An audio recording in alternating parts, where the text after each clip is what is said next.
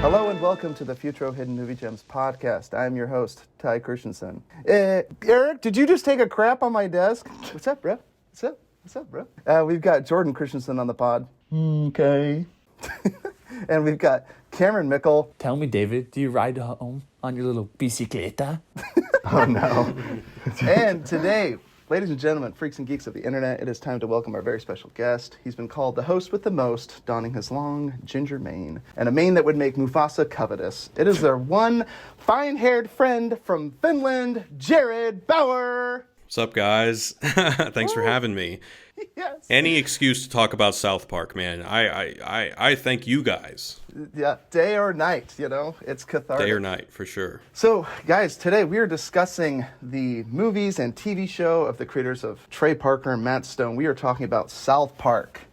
Okay? It's hard to not do that. It's going to be a social tick. Okay.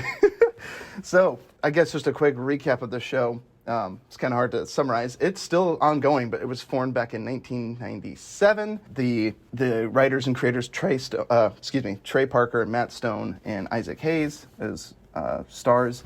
They bring in a lot of guests, so I won't even get into all the guests that they have. And the quick plot summary, if you don't know what South Park is, it just follows the misadventures of 4 irreverent grade schoolers in the quiet, dysfunctional town of South Park, Colorado. Irreverent is about the biggest understatement of the sentence. Yeah. That's a nice way mildly of saying irreverent, yeah. Pushing the envelope, you might say. Yeah. So today we're going to get into what was it like seeing South Park for the first time, and then what's it like watching it today, or well, guess the and first kind time of when you started, I'd love to hear how you came across it. Like, did you first watch it when it first came out, Jared? Like, that's what I'm excited to hear. I guess I'm the old guy here, but yeah, I'll never forget. There was the original viral videos were these VHS tapes that people would just they'd make a copy of it and then they'd give it to each other. So famously, there's that Winnebago man freaking out viral video that's now on YouTube that originally circulated on VHS tapes. But also, I was actually one of the receivers of the very first Spirit of Christmas VHS tape. You guys know about that? I've heard about it, but I haven't The disturbing animal. I will not watch it, but I have heard of it. It's infamously. Let's see. They make cameos all throughout the series, right? Like I'm thinking of Imagination Land. Those are the Christmas animals, right? Oh, the Christmas animals aren't in it. It's just Santa versus Jesus, and it's like 5 minutes long. This is the thing that Trey and Matt created video.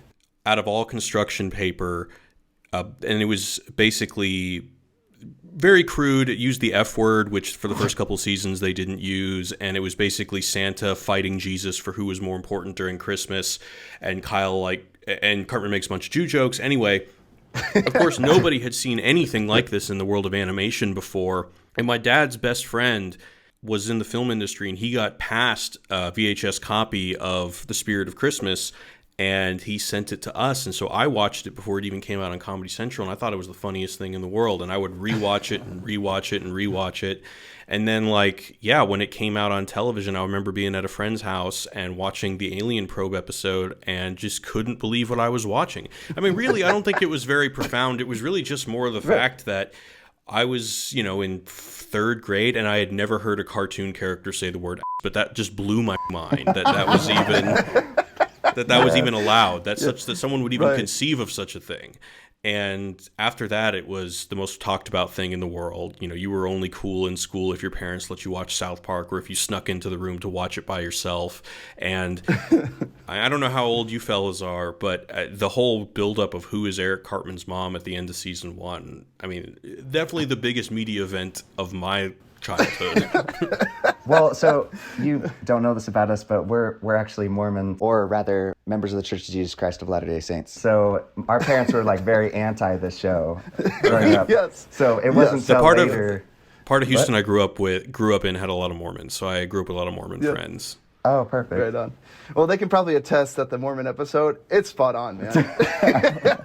It is amazing how Trey really does, he's like, in a way, he's like Mormon approved, right? Like, I mean, you guys probably and approve of, aren't offended by it, and by the way, let me say this about Mormons. I'm glad you guys have a sense of humor. Like, it's really, you guys should be super proud about that. Like, because even most Mormons I know are pretty open to like, critical humor about themselves. It's very nice. I gotta say, yeah, I don't really care that much for musicals. Like, I don't seek them out. I enjoy all musicals, but I gotta say, the Book of Mormon musical is a masterpiece. I think it is so funny, and I remember watching it. I had seen it on YouTube because they came to play in Madison, or maybe it was Chicago. I couldn't make it. I've got 2 kids, and a third one on the way, so not a chance in that I was gonna make it. But I was like, oh my gosh, like I gotta see it. So I watched it with my wife, and we were just beside ourselves laughing. It is so funny. Like, and I actually thought for the longest time that either Trey Parker or Matt Stone were actually like there's a rumor going around yeah. in the Mormon community that they were excommunicated from our church. Right. Like how do they peg us so well? Like they just know. But like you said, they must have grown up around them, or just again we openly share what we believe, so it's not that hard to it's not like a kept secret like Scientology, but we can take a joke, that's for sure. So. Well, I mean, I think that if you have life experience interacting with Mormons, I mean, right now I'm in Finland where nobody knows what Mormons are, really. Or at least I don't think there are many that people that I know. But if you have interactions with Mormons, I mean, it gets you curious because, I remember I was volunteering for a film production in college, and like our production van stalled out, and like these Mormons who were on their mission just pulled over to the side of the road and spent hours helping us. And like and to the point where even like the more like edgelord skeptical people on the film crew were just like so won over by their authentic compassion. So I mean, as an outsider, I don't know, it's not hard for me to understand why a non-Mormon would get obsessed with Mormonism, because it really produces such unique traits in its followers, as evidenced by the famous All About Mormons episode. Yeah, absolutely. So I love this, and let's get into, so I loved hearing what you said, and what's it like watching South Park today for you, Jared? It's therapy. Yes. It's cathartic, right? Yeah. Yeah. Oh, yeah. I mean, these guys, they Anytime have the hall pass. They can say whatever they want, seemingly. But anyway, yeah, it's really just really a show with a very strong perspective. And that's one of my favorite things about any visual art is perspective. And that's why I'll always like South Park more than Rick and Morty, is because in a way, it's Trey's vlog. And it's not super joke dense. Sometimes it's just the same joke, basically carried out and developed throughout the whole episode, like the eat, pray thing. But it's not so darn clever that, you have to like rewind it to hear and kind of understand the jokes like Rick and Morty. This is like, there are less jokes, but they're more situational. And at the end of the day, I think they're just funnier. Yeah, I think that's very apt. The comparison, like for me, it's like watching Seinfeld, like Rick and Morty, like full of jokes and everything, and almost too dense. And then you watch something like Larry David's Curb Your Enthusiasm, right? Like you said, situational humor that plays out. Sometimes you just won't let a joke go, right? Or a situation, you let it breathe, and sometimes there's even more comedy that comes as a result. I totally agree. And I think the situation is, because, I don't know, a punchline, you always know it's coming, and you have your guard up. But when you're just seeing a prolonged situation play out, you're more likely to, like, the joke kind of hits you, and you're able to kind of interpret it in your brain your own way and kind of be more surprised. And so I find myself laughing more. But, it's harder when there's a punchline because you're like prepared for it. Right. Yeah. After you hear it the first time, it's just not the same. Right. So, Jordan, how about you? What was it like being exposed to what was it like being exposed to South Park for the first time for the podcast, and then watching it today? Yeah, unfortunately, I got into it like way later, and it wasn't until just recently that about 3 years ago, I bought all the whole series because it was on sale on iTunes, and then like a year later, I finally watched it, and I watched the entire series, and then I played Fractured Butthole, and I got to just say that like is a perfect encompassing of the entire series, like. Oh my gosh, it's such a fun series. And then I keep restarting it, and then I'm like, I lose my spot, and I'm like, I'll just start it over again. So I haven't been able to finish it a second time. But I love this series. And when I first started, the problem was when I first bought it, I'm like, maybe I'll just start at a random episode. And the first episode I started was I think season 10, episode 1, which is the one with Chef, like, about the, like, kidnapping kids. The Adventure Time Club or whatever. Yeah. Yeah. Which I'm like, what am I watching? This is probably not the first episode to start on. So then I Googled what's the first episode to watch, and it had to have been, what is the one where he kidnaps Butters? Casa Bonita? Casa Yeah, Bonita. Casa Bonita. And then I was hooked. And then I'm like, this is the greatest show I've ever seen ever. Yeah, that episode is amazing. There are definitely, kind of like Rick and Morty, yeah, there are some episodes that are easier to show, like your friend, like, right, yeah.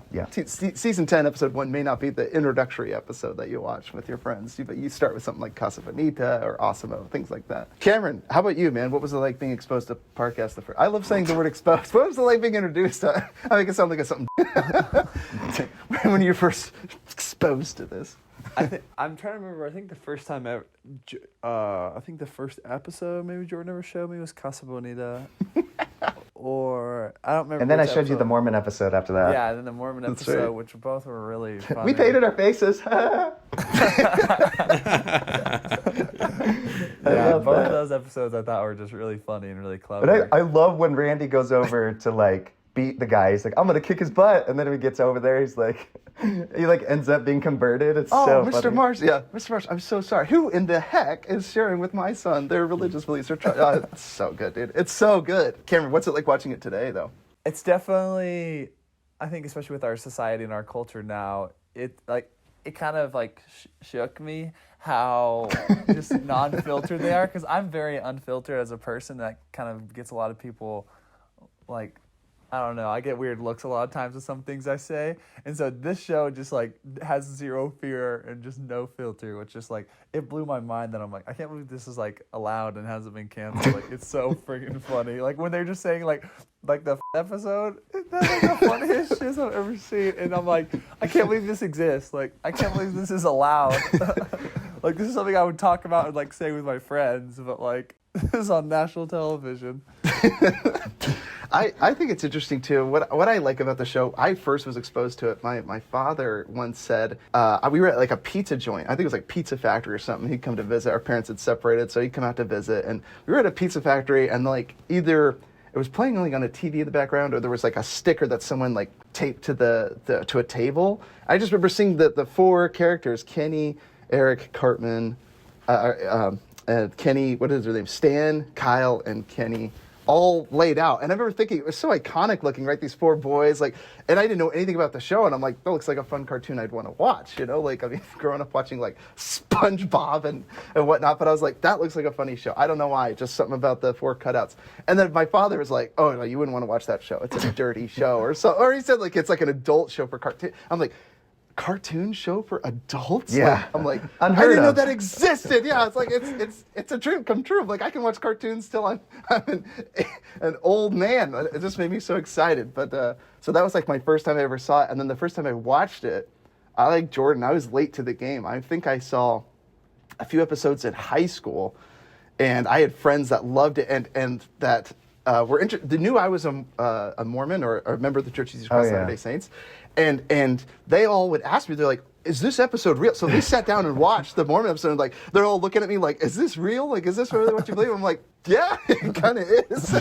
Like, They do their homework. Spot on. Oh, yeah. And so I remember sitting through the episode and being like, yeah. So I was basically the Mormon whisperer, to the authenticator to tell to my high school friends, because us growing up, me and Jordan were the only two of like four members of the church in our high school. So like out here in Wisconsin, it's pretty sparse, kind of like I imagine in Finland. And kind of being the spokesperson for what we believe was kind of my first exposure to it. And now when I watch it, I like what you said, Jared, about being cathartic and just, it's like a dose of sanity.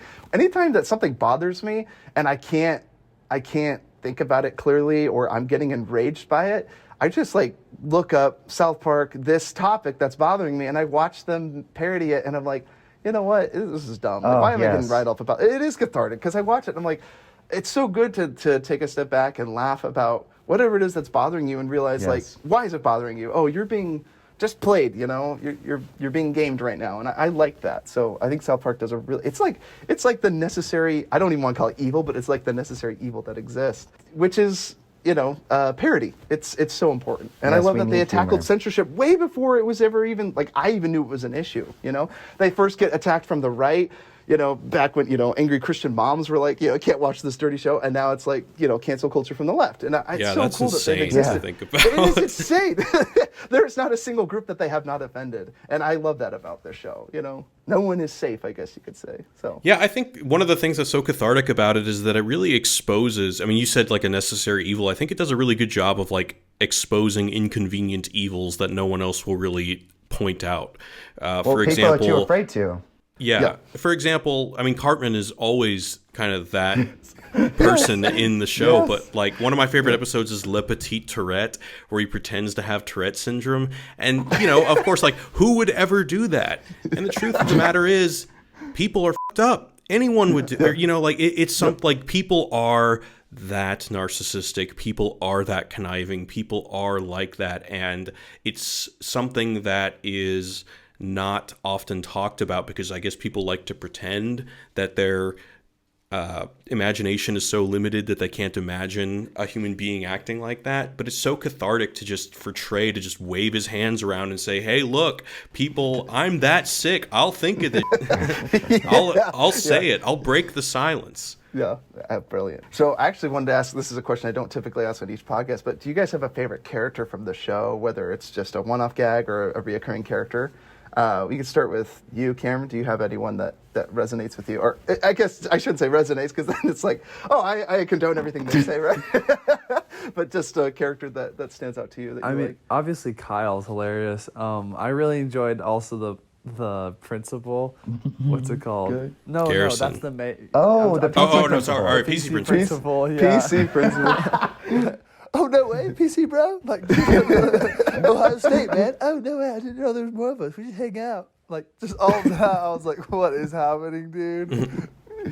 Dude, their little upper lip or It's just like it's just like the perfect mix of just like douchebag and like PC. I was just like, this is just personifies a college douchebag who's PC.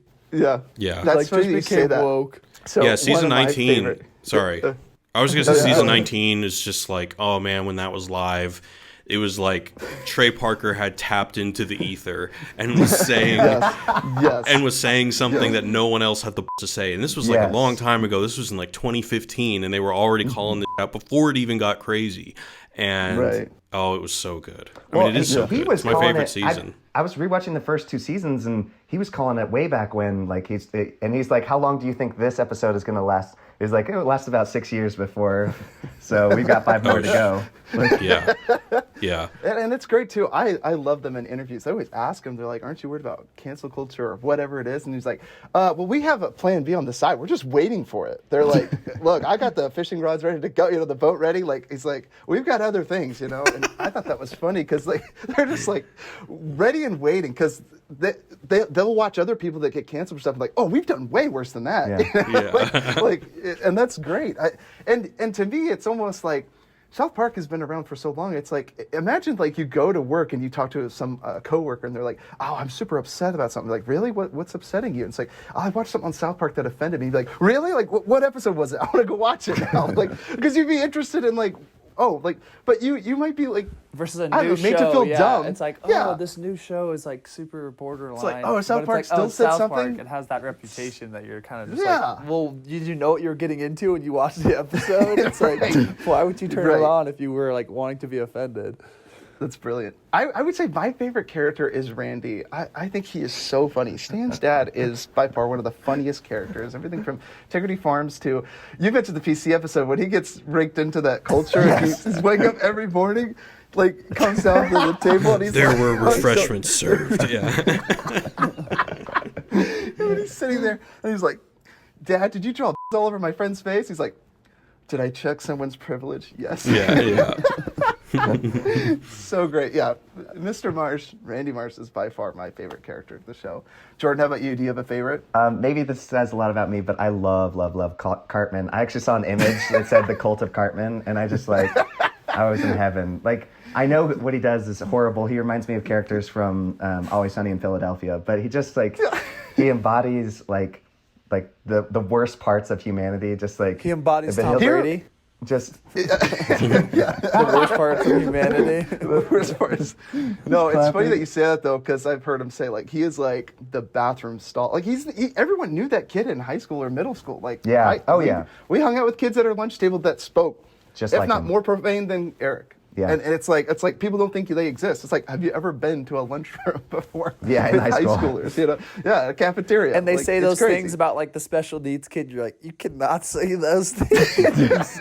And you're like, this should not be allowed. And they're like, why not? He's just another kid. You're like, oh my gosh, why am I friends with you? Yeah. Well, And Jared, I guess go ahead, I had a Jared. question too for Jared.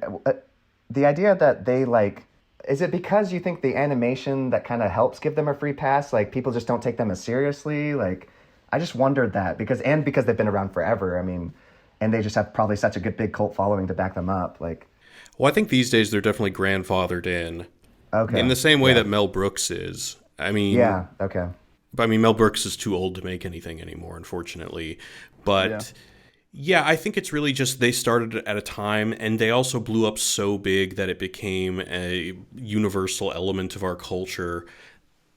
Really, yeah, I mean, like you said, the four kids just standing there, everybody knows what that is. I mean, it's probably like, 95% of the whole world recognizes it. I mean, even if you haven't seen all the episodes, like or it's just watched We hadn't so even seen it. iconic. We knew it. Yeah. Yeah. Yeah, it's just so iconic, and it is a strange phenomenon. I'm not going to lie. It's hard to wrap your head around like why they seem to be immune to it, but I think really it is just that they don't care. They're not vulnerable. Right. And in fact, the flip side, you might be worried if you complain about it enough, you're going to be featured as the villain in their episode. You're going to be the angry Christian mother that they're poking fun at the next episode. If you're the one that tries to boycott them, you're going to be made fun of, and everyone's going to see through you, right? Well, that's another thing is that they're also in a very unique position where they own the IP, which is very rare to happen because that only is able to happen because Comedy Central has extended their contract for so long that the IP rights have reverted back to them as part of their ability to negotiate later on in their career because the contract has been renewed so many times. So they have an unprecedented amount of independence when it comes to working what schedule they want and creating what episodes they want. And of course, the show just brings in so much money for Comedy Central because it's really the only hit that Comedy Central has ever had other than The Daily Show, like ever. Like, they never had a Seinfeld, they never had a Simpsons, they never had anything like that except South Park. That thing is the foundation upon which Comedy Central is built. So Comedy Central will never cancel them or allow them to get canceled or get them off the air because it's their whole identity. And I think that in a certain way, yeah, I mean, look, Trey is in a very culturally important position that I hope he realizes because he has the ability to say things and for certain people to listen to him that won't happen again.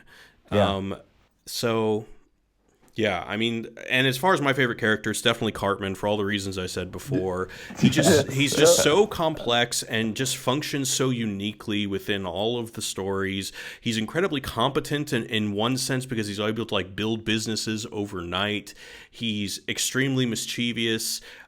He's utterly narcissistic. He really does represent the worst of all of us, but also maybe something that's like also uniquely American because he does have that like extreme sociopath competence where like, he could, because he can, he can build a business overnight or whatever. Yeah. Right. Yeah. Right. And for the schemes, right? Yeah. Yeah. And also taking it too far almost is, I don't know if that's necessarily American. I mean, well, he's very probably could argue charismatic, and he oftentimes has he's able to manipulate people very well, and he's also able to kind of divorce his mind from anything other than his own gain, which maybe just because I'm in Finland now, it seems like those are because I'm trying to like figure out what do Finns think an average American is like, and like these are some of the values that they distinguish from themselves that maybe is influencing me saying that. That's great. And how long you been in Finland for now? 2 months. Oh man, you've been busy. That's great, man. And so we're gonna get into it. Do you guys? Because we kind of broke down a list of our favorite episodes from South Park, and then we could talk about each one in depth. But so why don't we go around and share our 5 favorite? Jared, why don't you start us off? I know you had sent a list. I wanted to hear your 5 favorite episodes, and they don't have to be like of all time necessarily, but maybe just of late. These are 5 episodes you've been focused on. Yeah, I mean, it's so hard because there are so many good ones. Right, over 20 seasons, a movie, a musical, and video game. It's hard to narrow Video down. games, there's 2. Excuse me, video games. Yes. This might not even be the same 5 that I sent you. I hope that's not a problem. That's fine. That's the thing. Surprises. Yeah. So one of my favorite ones is you got in the You Got Served episode. You know what I'm talking about? Where they're breakdancing competition, and they're like, "You got served," and then it's on, and then like they get a dancing duck, and Butters has these flashbacks about him having a tap dancing accident in which he accidentally murdered 6 people by his shoe. You don't know what I'm talking about? I can't remember that one. That's not one I've seen. I know for a fact I've seen it, but one. I just don't remember it. But see, recapping them just makes me so excited to be like, there's a whole you should definitely check of that things one I can out. draw from. Yeah, you got in the elbow. I think it works even if you don't know about the movie You Got Served. Do you guys remember that movie? It came out in like 2002 or something, 2003. Is that the breakdancing one? It's the breakdancing movie. Yeah. I have never seen it, but I know. Neither have the I. Movie. Yeah. Yeah, that's the point. It's just the fact that there's a breakdancing movie called You Got Served is already silly enough, and the whole episode is just making fun of just how silly that sounds, and the whole how silly it is that people breakdance in front of each other as a way of like ego combat. And well, I really recommend you guys watch it because it also has one of my favorite Trey Parker jingles where one of the rural farmers is fiddling a song to make his pet duck dance, and his line is "You do a line, I do a line, honey." and then the kids ask him, "Do you know any other songs?" He's like, "Of course." And then it's "You smoke hay and I smoke hay, honey." You smoke. There's just some great jokes in there. Okay, so that's one of them. Another one is this is one that I sent you guys. You're Not Yelping, which is during season 19, which is about like gentrification, neoliberalism, and PC culture. They did an episode about how basically criticizing, and this is something that really only South Park does, is criticize people for being narcissistic, which is something that I think is, well, perhaps unique to the modern age with everyone having phones and stuff, but definitely something I think is American.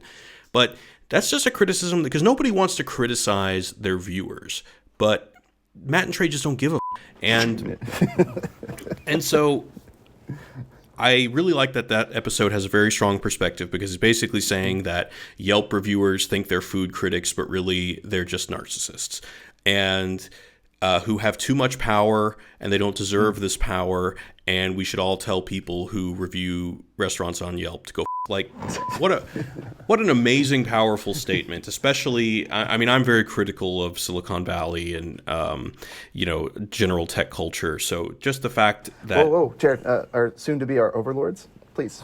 Oh yeah, I know. I know, right? Soon to be. Please don't. I think we're already there, man. We're probably there. Yeah.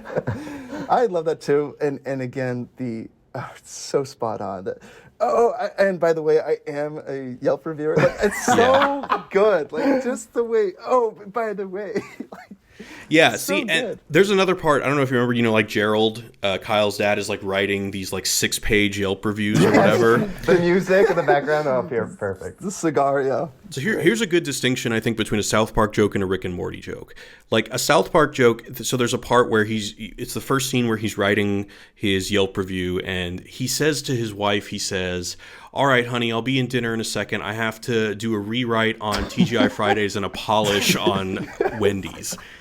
And like that's so funny because I mean the joke is that he's using like professional writer's language to describe his Yelp reviews.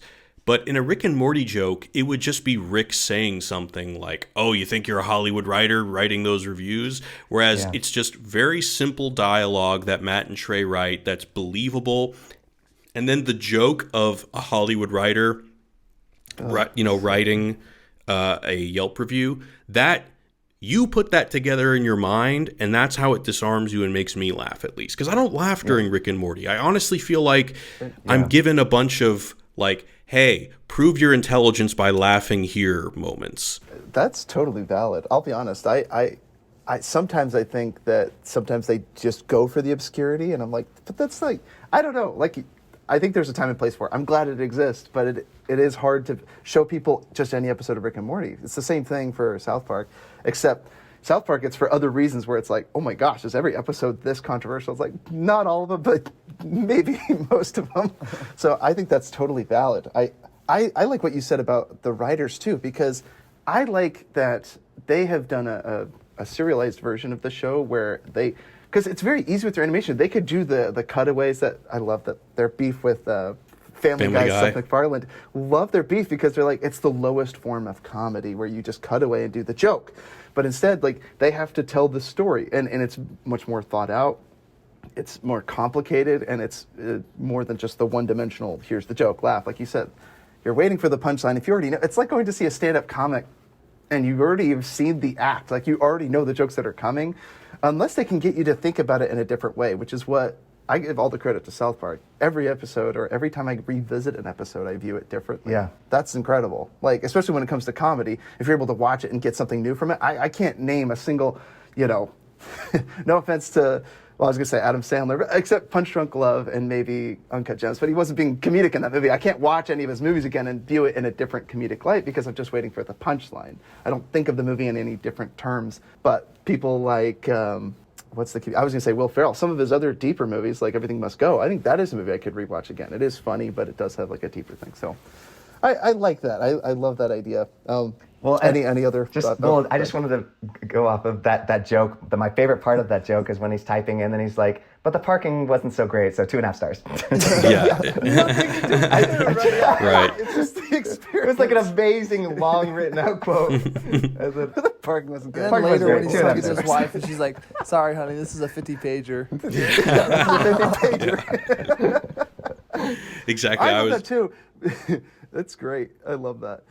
One thing I would say too, I don't know if you guys I have to admit, on my spare time, I go and find like the top products that are reviewed on Amazon. Some of those reviews are just so funny. I mean, they really are so funny. Like, famously, the Haribo sugarless gummy bears. I'm sure you've heard of these. Oh yeah, Some I've of the seen amazing those reviews. Yeah, they're just unbelievably funny. And I'm like, who takes the time? But I'm like, these are a gift. These are like a gift given to us. We can like read them.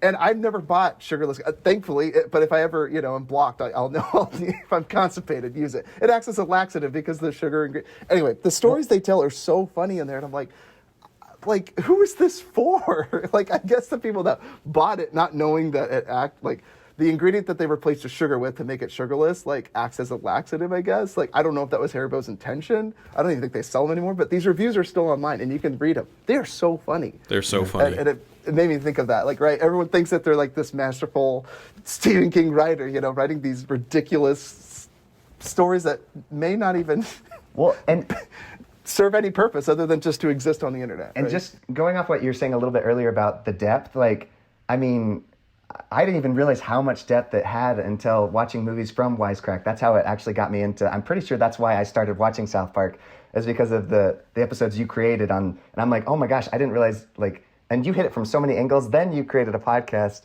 and I wasn't going to plug it till the end, but if you like this, you talking about Respect My Authority, that podcast, you break down individual episodes, and it's amazing how many things you can pull from just one episode. It's just, it's uncanny. It's great. These guys are brilliant. And I didn't even know that until I listened to that stuff you created. That's great. I didn't really know until season 19. I had actually fallen off for many years. And then when season 19 came out, someone was like, yo, you got to watch South Park. I was like, oh, South Park, and I watched it and I was like, oh, I need to get back on this bandwagon. This is crazy. This is amazing. And then ever since I've been a hardcore fan. Great. I love that. And it is interesting because it does seem like something you could grow out of. Like I said, I watched a few episodes in high school and I remember thinking it's funny. And then Cameron, I love Cameron to death. You always say, what do you call it when you started discovering films? What did you call it? You're The Great Awakening. The Great Awakening. You're like, well, films can actually be good, man, and have meanings and all that stuff. Yeah, that was our foray into this whole podcast. We were just inspired because I love looking at the hidden meaning, and there are movies that like great storytelling too. Did That's what I the show tell you, Ty, brings. a kid? I had a roommate who was autistic, and he was like, he was a genius, and he was going to make, I don't know, he was going to go places. But when I told him, I'm like, oh, Stanley Kubrick, like, he is a master, and he's a genius. And he's like, if he's a genius, why did he choose film? And I'm like, oh, ouch. Like, clearly, you don't know that there's, like, so much more that you can learn about film. It's amazing. Well, there's also different kinds of genius, right? Just because he's a genius at making movies doesn't mean he could have cured cancer or whatever. Yeah. That's True a good that, point. yeah. And it is true. Like, and that's why I'm grateful that it exists, because to me, when our parents separated, like, and not to get personal, like, our father took us to the theater, and that was like the way I connected with my father. So, like, to me, movies are much more than just, you know, like, on their face used for entertainment or a way to make money, right? Like, that's what the studio's purpose is for. I watch it because it's a way to create relationships and have a bonding experience. So that's why we talk about movies on this podcast, because that's what it's like you said, for the reasons that it's cathartic, it's also just really nostalgic for me to talk about movies. Like staying to the end of the credits, listening to the score of the movie playing after there's no more movie. Not because I'm waiting for Marvel's ruined after the credits scene, because they always have this cutaway scene that I don't care to see, but I just love sitting there digesting the movie and then talking about what we just saw. So shout out to you, Dad. Love you. And what was the last movie we saw? Pig. We watched Nicolas Cage Pig. Oh, how was it? Oh, mwah, you should see it. Okay, I I'll highly check it recommend out. I'll check it out. And I will Hell just say, whether or not you like or dislike Nicolas Cage, love him. I would just argue, I love him. I do too. But don't worry, don't listen to Cameron's opinion about Nicolas Cage. He's a misguided soul. But he disappears into the role. So I won't say anything more than that. But so what other episodes? We were into the two. Okay, so The Ring. That's the one. I mean, it's Yes. probably one of the funniest moments in television history when Mickey Mouse tells the Jonas Brothers, "Get out there and make me some money." Like that's. Oh my! Like, yeah. My sister is one of those like adult Disney people who loves Disneyland, and her ringtone is Mickey. Even she loves it. Her ringtone is Mickey Mouse saying, "Now go out there and make me some money." Let's get the South Park version of it. That's hilarious. Yeah. What is that? There is a culture out there of people that are like adults, don't even have kids. They're like obsessed with Disneyland. Like, that's my sister. We had, no disrespect, of course. No, well, we just went. I don't get it, Time. but honestly, she's like, it's a place where I'm always happy, and I'm like, I wish I had a place like that. You know, I get it. That's great. Jordan, what were you saying? No, well, we just went to Disneyland. That's funny. We did. So it was fun watching The Ring because I have a 3-year-old daughter, and I took her to Disneyland. And I was actually going to mention the episode that had me going was You're Getting Old, because I'm very cynical when it comes to things like this. I go to this theme park, and everything is designed to take your money. I mean, you're walking through a gift shop for a mile and a half until you get to the rides at the back. But in the end, like, my daughter had a great time, and I remember thinking, like, you know what? My heart could be softened just a little bit, even if Mickey Mouse's perverse other side of it, it's going to be making my daughter crazy for some Jonas Brother boy band or whatever it is, you know, with purity rings. I just hope that I can stave off it as long as I can and just enjoy the magic of the moment. And that episode just nailed Disney just perfect. Yeah, and that's another thing, like just a cutting criticism, a unique perspective, something that, and it's just dramatized so funny. It's also, you know, yeah. Anytime Trey Parker, right? I mean, like an S tier South Park episode has to have a Trey Parker song, and like, yeah, his "Bay" song is so good. And by the way, also about the Yelp episode, "Boogers and" is a banger. You know, like the end when he just like bursts out "boogers," and it's so good. Yes. And so Brilliant. Yeah, I mean the idea that, you know, the Disney's obviously selling to little girls while, you know, simultaneously protecting them with wholesome, you know, messages, you know, verbally, but, you know, physically, it's and then like little things like, I don't know, girls, you want to with our, like, it's so funny. And of course, just Mickey Mouse, the symbol of wholesome children's entertainment, basically being a pimp, is so funny. Yes. No, I yes, love driving thumbs all the way or flying all the way down to Colorado to listen to your problems. down. Listen to your problems. And just beats him. Oh, I love that. Yeah, and I'll it was- toss him Problem around a here. bit. They were like the two Jonas Brothers are holding up the third one. No, Totally. That's like great. The pulp. Yeah, that's great. I do remember hearing about that though. Like they actually were like, oh, they're like a Christian band. I remember hearing that all the time when there were people that were promoting like a music band. They're like, oh, parents can listen to it because they're like Christian or they're pro, abstinence or whatever it is. It is like always that weird thing. So one of my favorite ones was our parents would be like devastated if they ever heard any of the music I was trying to listen to when I was growing up. And I remember like Flyleaf was a good example of that. They're like, oh, they're a Christian band, Mom. And then like they would start screaming, like the song would come on. I can't remember the title of it, but it would come on and she starts screaming, I will burn. And my parents would be like, oh my gosh, like where we go wrong as parents. And I'm like, just relax. Like, I mean, oh, they're Christian. They're singing about good things. It's just they're a medium of music that I like, But they do that so well in this. Like again, I have a daughter growing up and I am terrified of future boy bands or whatever weird Korean pop or whatever she gets into. I'm going to have to deal with that when it comes. But well, that's an interesting question, episode. right? Like, I'm Yeah. sure, I'm making a presumption here, but I'm sure in the back of your mind, you're probably like, I probably won't let my daughter watch South Park until she's a certain age. But at the same Yeah. time, Oh, if you think you can have a conversation with your daughter when she's like, less than 10, to where she could understand how a corporation like Disney could, like exploit while at the same time profit from having anti messages, then I mean, I don't know. It's like, why not watch that episode of South Park if you can Right. arm her with a very like mature perspective, when she's entering a world of her friends listening to all these boy bands and stuff like that. Right. I don't know. I'm And see, obviously that- not a parent, so No, I love what you said because you're absolutely right. Because in the end, my wife loves Hallmark movies. She loves like the innocent, no stakes. Oh, will they? Won't they? Of course they will. They get together in the end. The Christmas cabin, like the Christmas greeting, the Christmas card, the Christmas family, the Christmas dinner. All these dumb Hallmark Christmas movies. My wife loves those because it's very low stakes. I made the mistake of making my wife watch the Safdie Brothers Good Time, like the most stressful movie of all time, and then try to watch Uncut Gems, and she wouldn't sit through it. So it's stress, like you said. I like the idea that my daughter, I'm hoping, like you said, I could be like, hey, listen, they're out to get your money. Like that cynic in me is like, I need to educate her as soon as possible because she's going to be had. She's going to be taken for a ride, but with Mickey and friends. So yeah.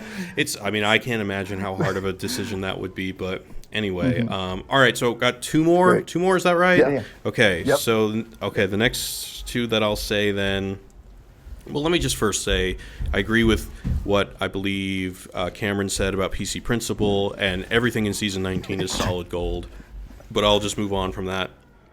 I really like the episode Eat, Pray. This is the episode where basically the girls are like, well, if farting is funny, why isn't funny? And so this is a perfect example of like when South Park hits this sweet spot when it's like a really profound point communicated in the most way. And I think that that's just like this bullseye. And just when them basically making the point that there are double standards when talking about, the way that women express themselves and their relation to their bodies as it relates to comedy versus men. And also able to make it parallel with all sorts of things that, women speak up against and wanting to be treated in different ways. And they really just embodied it in the dumbest way possible with his like versus farts.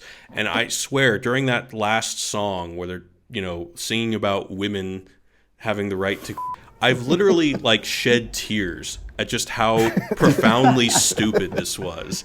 But, and when I say profoundly stupid, I don't mean it as an exaggerator for how stupid it is. I mean it is both stupid and utterly profound.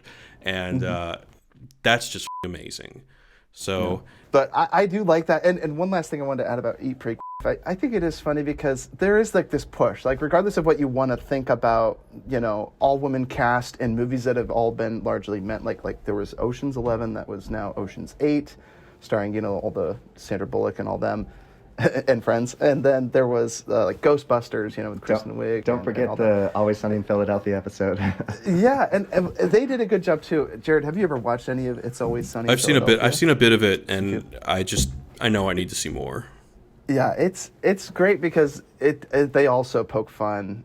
They are the anti-sitcom, or they're also satirical, which is great, but very clever, and I would even argue timely as well. But what I like about it is, like, regardless of what you think about the art, like the art form, I fundamentally believe that men and women are fundamentally different, and so I like it when they play to strengths, and even if you subvert my expectations, all the better. But sometimes what makes me sad is to think that women think that in order to get ahead, they should just do what men do better. It's like, that's why I think, like you said, the farting versus it's like, it's dumb. Like, you're trying to get ahead of what you shouldn't be getting ahead of. Does that make sense? That's how I view the episode. And I love that. That's so profound. It's like, they're and fart jokes. Like, it's not anything meaningful. Like, pursue other pursuits. But it's like, no, we women need to prove that we're better than you at this facet of life. And it's just like heartbreaking because you're like, it's stupid. It's like, no one should care about this, but we do. That's why I get. I think a good sister episode to what you're describing is, I think it was either in the last season or the season before, Turd Burglars. You remember that one, where they're trying to when Kyle's mom gets a fecal implant or fecal or what is it called, fecal transplant, and it makes her really healthy or something. Yeah. Okay, so what's her name? Didn't she put an egg in her? What's that? Gwyneth Paltrow. Gwyneth Paltrow. Yeah.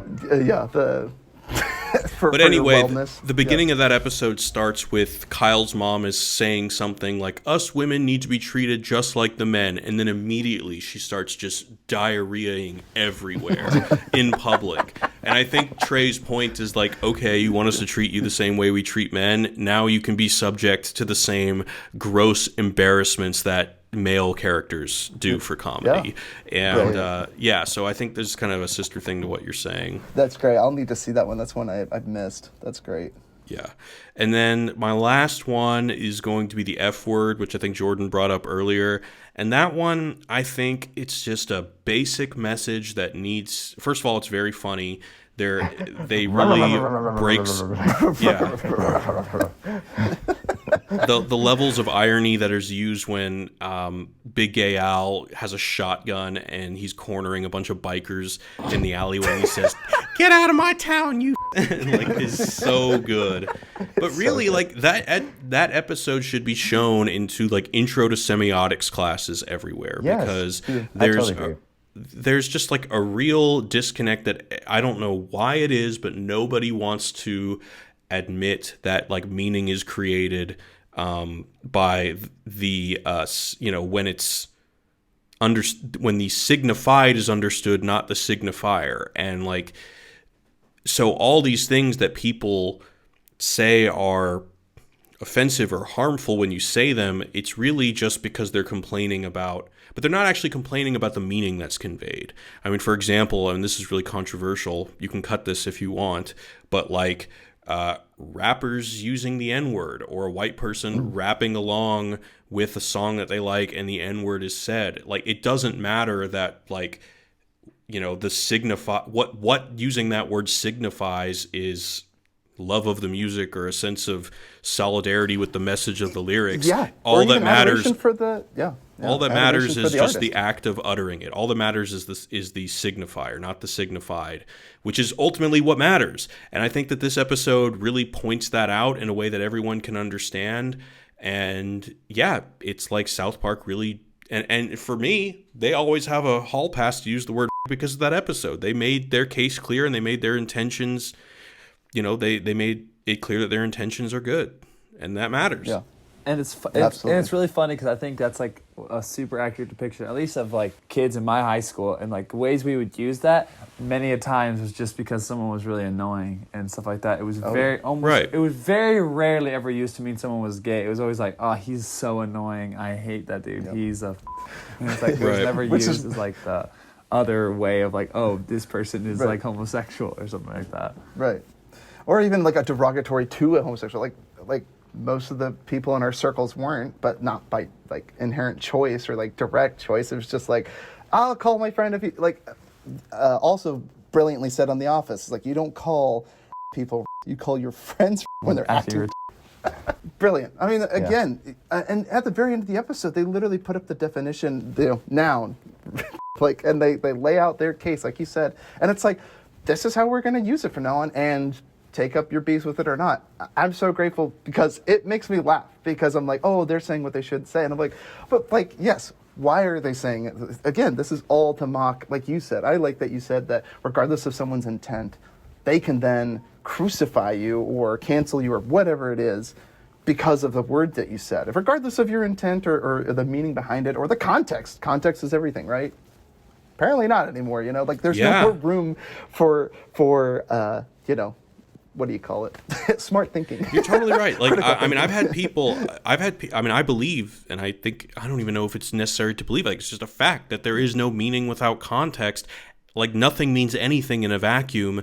And I've had people who, like, refuse to accept that about certain words. And that's scary. Those people scare me the most. Well, it's like that PC principal just, like, freaking out and just going ham on poor little Cartman. Beating you with an inch of your life in a bathroom stall. Yeah. He's like, are you? That's what it is. Are you using this in a derogatory? No, I'm trying to frame you for. Yeah, so good. Exactly. It's just like, it definitely points to the like lack of what's more offensive, really, Yeah. Watching a kid try to frame someone for, or an Italian stereotype saying capiche. Yeah. Right. Which is great, because, and that's why I actually really love the South Park movie, Bigger, it's a Longer, and masterpiece. Uncut. It's great because at the very end, Eric actually literally defeats this whole mess by using an uncensored language, and like he's no longer being zapped by the pea chip in his brain. So funny, every time he curses, he gets electrocuted. And he ends up cursing up a storm, and he ends up, ending the war by the words that he's using. And again, whatever the intent was, it's so profound, and that's everything that they stood for. I'm amazed that they called it. Like, who knew that censorship would be the issue in a world where we live in an information age where everything is just shared, like, in abundance. But now it's like the levers that are being controlled by those in power or by the culture, where, like, you're no longer allowed to say such things. And it is turned into a cult, right? Which, we talked a lot about cults on this podcast lately. we just recently reviewed Fault. But ultimately, just, signing up for a culture where it's like, okay, if you utter these words, you're no longer out. And it's like, well, why? Why can't you say those words? Like, what, right? Like, is the assumption that if I start uttering those words, I'm going to start, in their words, otherizing other people? It's like, no. I mean, anyway. I do like that. That's so important. Like, you would think with, like... Did you just say American in a way that's not referring to Venezuelans or Americans?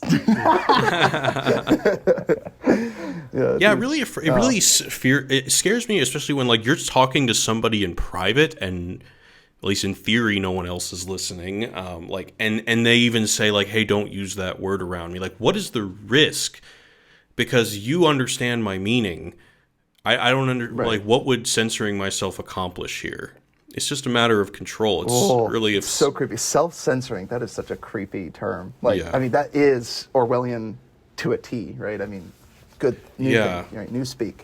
It's weird. And I think it's really cool because, again, I'm so relieved when I get scared about this. I'm like, oh, at least we'll have South Park. And if anyone comes for our show, South Park, the world's going to end. I mean, we're going to be all signed up for a cult. We're no longer going to be able to speak freely. I mean, in any meaningful way, right? I mean, like I said, podcasting is like one of the last bastions of like free speech right now, because again, everyone's free to share these ideas, but there is this ever push. Like, I don't like what you said about Matt Stone and Trey Parker owning the rights to the show, because that has largely protected them up to this point, because they keep going there and they keep saying these things that are otherwise could not be spoken on any, meaningful or large network today, So it's great. Yeah.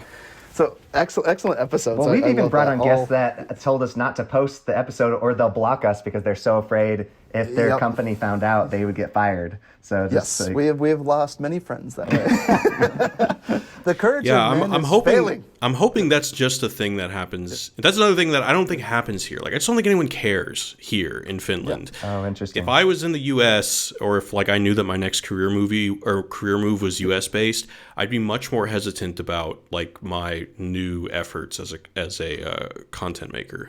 For sure, for sure. And that's just, and I feel bad because sometimes it's like, is this the hill to die on, right? Like if we had a guest on and they're worried about losing their job, I'm like, dude, like I know you've got a family, you got to provide for them. Like, sure, like I'll respect that. And in the end, I'm like, it's too bad because in the end, I knew what you were saying. Hopefully the listeners and the viewers, they would do the same. They would give you the benefit of the doubt, but no, like now we live in a time past repentance, past atonement, past redemption. You know, everyone is just binary. It's you're bad or evil. You're the oppressor or the oppressed. And yeah, and then you become the guy that's being thrown against a bathroom stall, being beaten with an inch of your life because of a word that you said that you didn't even mean to, like, something else was going on entirely. You were just trying to frame him for... Just try to innocently frame him for... I've heard some people even like claim that, you know, that tendency to take a word and assume, like feel the moral imperative to assume the ugliest possible meaning that the word can convey is like a mental illness almost. Yes. It's a game almost. You're like I don't even understand the people that go through hours and hours of podcasts or old TV shows like to dig up these pictures of people or these tweets or dressed in either. I don't condone any of this behavior in the first place. Like I'm grateful I had parents that loved me enough to never dress me up in blackface. But you know, it's like let's go through hours and hours of old photos, tweets, and like, oh, here he is. Now we can cancel him. It's like what if someone said something today and they felt differently about it tomorrow? Yeah. Is that possible? Is that too soon? Like, we just don't have critical thinking today. And it's not a large part of our society, and I get it because it probably doesn't sell, but there are enough people listening to podcasts now that I do feel I'm hopeful toward the future, even though I'm also scared to death because... Have you seen The Ballad of Buster Scruggs, Jared? I have, yeah. Okay, that's great. The segment, because they're in like 4 parts, when the guy is reciting, you know, Abraham Lincoln, and then the chicken comes along and he ends up selling the kid and ditching him for the chicken. I'm like, that could not be more relevant today than ever before. It's amazing. Like, just, I don't know. Now that was by far one of the darkest of the segments, dude. You just don't see him in his wagon anymore. Like, where did he abandon that poor limbless man? Dudley. I always know him as Dudley. The actor plays Dudley from Harry Potter. I was looking at my phone because I wanted to share a book with you guys. So there's this this book is called The Power of Ethics, and basically this book is like an ethical, like a academically presented ethical argument for like why, you know, kids at USC shouldn't be freaking out that John Wayne was a racist. And, you know, it bothers me that this book had to be written. Because like I really think that you don't need to like have a point by point like esoteric academic argument for this. I mean, you can just easily say, hey, you know, John Wayne was racist in a time when literally everybody was racist. Like, why, you know, everybody. Right. And it's scary to think that, okay, well, let's just remove him from history. I mean, like, this is fundamentally rewriting of history, reprogramming people to think, like, there was a time where everyone was racist. Like, well, we should probably learn from that. Otherwise, we're just destined to repeat it. I mean, obviously, if you don't learn from history, you're just doomed to make the same mistakes over and over.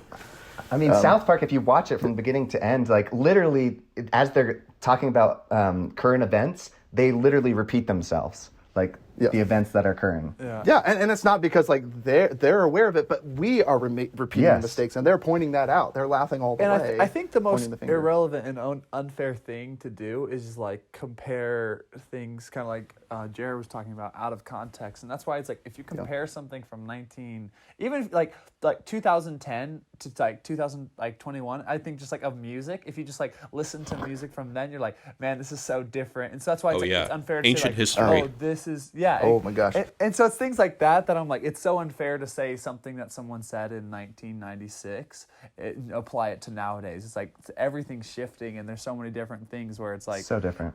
Yeah. You want to watch something different? I remember watching Stanley Kubrick's Barry Lyndon, and I remember watching these men just marching in a line at each other, firing muskets, and I was like, oh my gosh, like we could not be further removed from this. I'm like, that was only like 100 years ago? Yeah, like, and the thing like, too is like... almost 200, but for me, it's a crazy. perfect example is like basketball, because I'm a big sports fan, and it's like, you look at, as someone might have said like, 25 years ago, like people who shoot a lot of 3-pointers are really stupid because it's a longer shot and more difficult. And it's like, now it's like, if you don't shoot a lot of threes, you're stupid. And so it's things like that. It's like if you just take it out of context, you're, oh, look at this dumb coach. He said that 3-pointers are done. It's like, well, he said it during a time where no one was making that. And so it's like putting those in the same spot is such an unfair comparison. It's so unfair, and it's so. Did you guys ever see the movie The Help?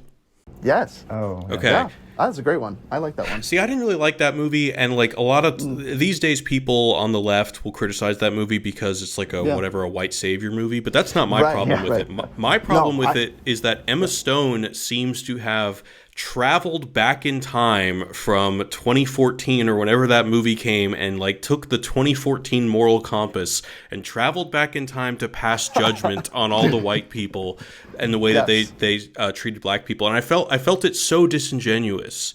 And thank this woman, she thought like a 2014 wow, isn't that amazing? Like, she obviously was on the right side of history, she must have been some sort of a fortune teller or something. Like, is that the point? I don't think that's the point. I don't know what the point is, but I didn't like that. I also like the idea that, like, best said was someone was saying, like, oh, you don't think, like, women had more of an impact just because they got the right to vote. Like, women were impacting history well before they had the right to vote. And again, I'm not saying, like, we should go back to a time, maybe I am, women should have the right to vote. But what I'm saying is, like some people are like, oh, see, like, it was only because of these actions that were taken that we got to where we were. And what I really like about it, and it's like, look, women have been changing the world well before they had the right to vote. And again, thankfully, they then received the right to vote, but what I'm saying is they were making all kinds of change and effectuating all kinds of change before they were limited by the society in which we lived in at the time. And that's why I like the help, because there was the one character that was like they were ostracizing her because she was like, oh, from where I'm from, or maybe I'm thinking of Hidden Figures. Now I'm starting to think I'm thinking of the wrong movie. This is the one with Emma Stone and Jessica Chastain. And it is the same movie. Yeah. Okay. So Jessica Chastain's view was like, oh, like, I just grew up this way, therefore I'm not going to treat you any differently just because here the culture is that I got to treat you like you're some lesser. That was my favorite part of the movie, because I'm like, there were probably people that existed back then that weren't racist. In fact, I'm not going to make a case for blackface here, but I somehow am. Blackface, when it was first done, they couldn't get African Americans to perform on stage. It was not allowed. And so this guy dressed up in blackface to give them ear, like to show them. And now you could say that whether that was right or wrong, but at the time it was like, I think it's wrong that they're not allowed to perform, so I'm going to perform for you and speak for them. Now, whether or not he had the right for it, I don't know. But what I'm saying is, now it's like, if you have a picture where you went to some costume, adoring, some figure that you like, like you dress up as Michael Jordan, whatever. Randy dressed up as Christopher Columbus. Right. Well, you guys just went to... And you're canceled. You guys just went to Disneyland. Do you guys know about that Disney movie, The Song of the South? Yeah. Oh, that's right, yeah. So that, again, when that movie came out, it was like progressive. People were giving them for even depicting black people in it. But now, because it has these stereotypes that are by today's standards offensive, Disney is basically rewriting history till the movie was never made. All of the rides at Disneyland that were in any way associated with the movie have to be removed. It's crazy. It is crazy. Well, because, and was it Oprah or somebody got up and said they wanted Disney to release that film on digitally or something like that, because she's like, I watched it as a child and like it was great. And we all know that all African Americans can identify uniquely with Oprah, right? She speaks for everyone. I think it's people like leader, right? But I think it's more people like PC Principal who aren't even. They're just a bunch of white people. That need to feel good about themselves. Yes, it is the activists versus like the actual group they speak for. It's like, who put you in charge of this group? Like, you don't even speak for any of us. Well, that is true. But it's things like Twitter and stuff that have brought all these what are they called? Tiny groups, and brought them together. So now they're big and they have a voice. Yes. And so there is a big coalition. No, but just Jordan, I'm outraged, so angry important, mothers somewhere. Everyone, this entire group hangs on my every word. That's right. That's right. It is, and it's so true. I think that's great, Cameron. You brought up the point. It is all stems from narcissism, I really think, and I really like that reading of it, and that's why I think your episodes that you chose, Jared, were brilliant. Oh yeah. Cool. So even though there's so many good ones, so many good ones, but they're really good because they do speak to what's currently going on, and I think a lot of people are aware of it, and we don't really know how to talk about it. So I do like the courage of men that are willing to, and women that come on and talk about these issues, and they don't shy away from it. Cameron, how about you? 5 of your favorite episodes? So I haven't seen enough to be able to say like my 5 favorite things. So I'm just gonna go to like just like my 2 favorite things about South Park. Yeah, is one, kind of like we've already mentioned. I love the lack of fear that they have. They just they're not afraid of anything, and I love how they go for just like the big boys. Like, because a lot of times like, even comedians will make jokes, but it's like everyone kind of has that understanding. Like you don't go for certain things. Like you don't attack Disney. You don't attack like politically China. correct people. You don't attack Yeah, China. yeah, don't- It's certain yeah. things like that you're just like, Right. you're like, oh man, that's like of them. And so that's why I love it when he's just like destroying Mickey Mouse and just destroying Disney and then just like making fun of the politically correct. I love that. I say, we have a Chinese or a Chinese man who hates Mongolia. Oh, I hate Mongolia. It's like, what the F is that? And so like all of that I just think is so clever. And then my second favorite thing is because I just think how clever it is to where I've honestly kind of seen this in like my friend group is I'm like they're just used to me saying like really uncensored things. So that's why I totally believe that like South Park still exists, because like now when I say things, if someone else in the friend group were to say some of the things that I say, people would be like, oh whoa, that's kind of like off the rails. But because they're so used to me saying kind of wild stuff and they expect it from me, it's kind of like dialed down. They're like, oh yeah, that's just Cameron, like being Cameron, you know. And so I think that's what they play really well on that. And kind of like Jared was talking, they get grandfathered in and everyone's like, oh, it's just like it's been going on for so long that like they kind of get that little bit of a hall pass. For sure. That's great. I like those observations. Jordan, how about you? You want to break down your 5 episodes? I mean, I know it's number 1 ranked episode, at least when I Googled it, Casa Bonita, but like, I understand why. Like, it's an amazing episode. And really is. It's so good. Like, and I show it to so many people, and they're like, "Oh, like this is actually a lot better than," because you know, like Jared said earlier, just everybody knows about it, even if you haven't seen it. Like, you'll see those little images, and you're like, "Oh, that's South Park." And growing up, all I'd heard is like, "Oh, it's just a bunch of kids cursing," and I did not realize that there was so much more to it. Right. So after watching that, it's just like, oh my gosh, this is such a clever, fun show. And then I'd say my second favorite episode is Scott Tenorman Must Die. And I actually saw somebody break it down. I think it was Every Frame a Painting. And he just talked about, like, they don't go... R.I.P. Yeah. Greatest channel I ever know. existed. They didn't go about things and say, and then, and then, and then. But instead, there's, like, a consequence. And everything is connected. And it's such clever writing.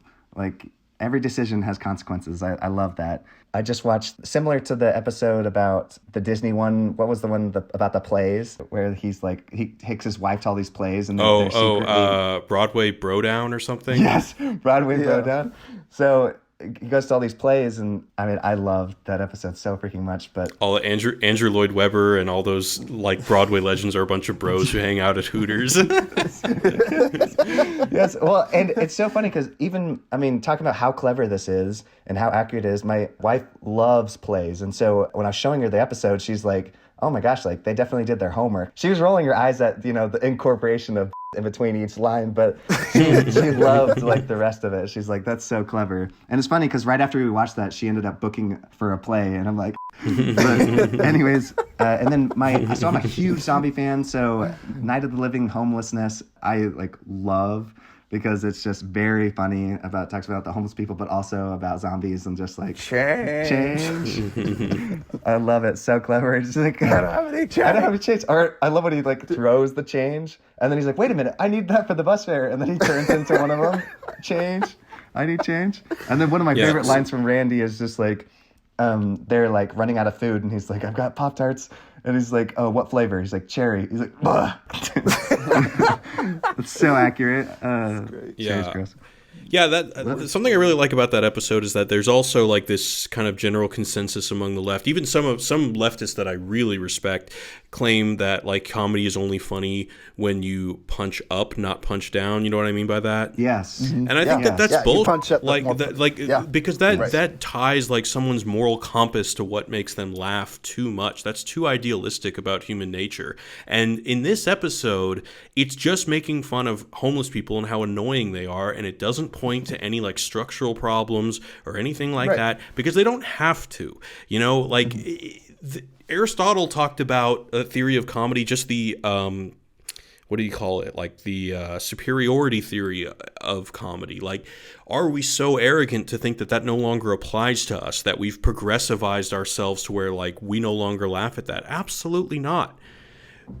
When it doesn't matter if somebody is oppressed or not, even if they really are, it doesn't matter. You will still laugh at them. You will laugh at their expense. That's the way that comedy is. Comedy doesn't necessarily have to be a reflection of our virtue. It very often isn't. Yeah. Well, just look at fail videos. How many views those videos Exactly. get on YouTube. Exactly. Just we love it. The clown, you know. Well, and Ty Someone down complained there, a lot falling 8 about times. the second Borat. It's because he kept punching down. It's such a bummer because I felt like in the first To one. be fair, that's not my only issue. Okay, But well. you're right though, because in the end, he's already so. Just to give a quick recap, it's just he's already proven that he can make fun of people that like you can get people to admit like their worst beliefs, like in what they think is privacy, because they didn't believe that anyone's going to see this footage. He would convince people that he's like from Kazakhstan, and no one's going to see this footage. And then it becomes like an American release movie, and people are like horrified because they're like, "Oh, well, I said that in confidence, thinking it was." But it's like, well, does that change how you feel then? It's like, well, now that you got caught, it did. In the sequel, it was like, I don't know. It's hard to say because in the end, it's Totally. largely like a cash grab. Yeah, and Yeah, largely I mean, it was like, really, you've if- already proved. Yeah, If yeah. you're a critical thinker, you should be walking away is that, wow, these two guys are really nice to have like invited him into his home and stuff. That's no, but of course that's not the message of the movie. It isn't, exactly. And like I said, you already made the point and there was nothing new offered. It was just like, look, there are more people out there that think just the way. It's like, yes, it can be eye-opening to think, are there really this many people in the world? But it's like, yes, there are. And they're in abundance. And now that they all have a voice on Twitter, largely getting shut down. But again, whether or not you think they should be shut down, shouldn't. I think better ideas will always win out over bad ones. So like in the end, I wish I believed naturally, that. that is interesting that you say that. I think if you pray enough, like if enough people pray into fear, they will sign up for bad ideas. That's true. I mean, we've seen that from fascistic dictators to all that. I think that is true. I try to have more. I'm more of the optimist, I guess, when you say. But it's interesting. Now I'm scared. I am optimistic Well, because I about think- on the that. pod. Well, like, you know, the idea of like market competition, it doesn't work well for everything. It works well for a lot of things, but I think when it comes to ideas, oftentimes the ideas that are most quote unquote in demand are the ones that are most comforting, and sometimes comfort isn't necessarily what's going to bring about the most good, you know, because like a more That's fair. subjective I totally good, because agree with that. oftentimes ideas are adopted for subjective comfort. So yeah, Wow. I wish I believed That was that. deep. I like that thought. And you're right. Sometimes I think that for the sake of the narrative, we will sacrifice or forego any meaningful conclusion or betterment of whether it's structural problems or anything. That is very apt. I like that. Jordan, did you have anything Yeah, else? sorry, I just wanted sorry, to add the yeah. botched No, suicide. you're fine. I just wanted to add the botched suicide at the end. Just constantly. It's where he's shooting himself in the face and he keeps surviving. And he's like, oh, and he's like writhing around in blood on the ground. Funniest botched death I've ever seen. Just keeps trying Oh, to that's right. I take forgot. himself out, you know, because he's been bitten or whatever. He's going to turn into a zombie. And he's just writhing around with bullet holes all through his head. It's just too funny. It hits my funny bone, dude. It's so great. I have a lot of redhead friends, so I love ginger kids. I love showing them that episode, and they just die laughing just because of like, gingers do not have a soul. And let me prove it to you.